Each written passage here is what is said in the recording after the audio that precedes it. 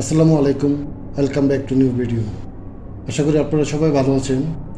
আজকে আমরা দেখব ল্যাপটপ বা কম্পিউটারে কিবোর্ডের একটি বাটন প্রেস করে কীভাবে অতি সহজে স্ক্রিনশট নেওয়া যায়। তার জন্য আমরা আমাদের এই কিবোর্ডের এই বাটনটিকে আমরা প্রেস করব। এই বাটনটিকে আমরা যখন প্রেস করব দেন আমাদের স্ক্রিনটা চেঞ্জ হয়ে গেছে।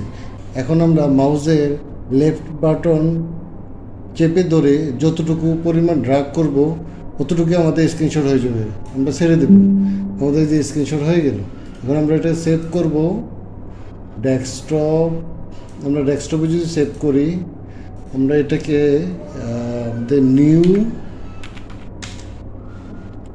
নিউ স্ক্রিন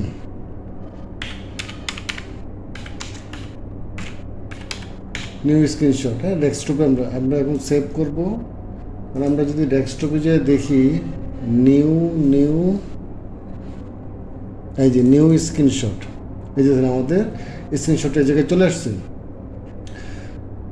বন্ধুরা, আশা করি এই ভিডিওটি আপনাদের অনেক হেল্পফুল হবে। আপনারা যদি এই ভিডিও সম্বন্ধে কোনো মতামত থাকে তাহলে আমাদের কমেন্টসে জানান, আমাদের ভিডিওটিকে একটা লাইক দিন আর আমাদের চ্যানেলটাকে সাবস্ক্রাইব করে আমাদের পাশে থাকেন। ধন্যবাদ সবাইকে। আল্লাহ হাফেজ।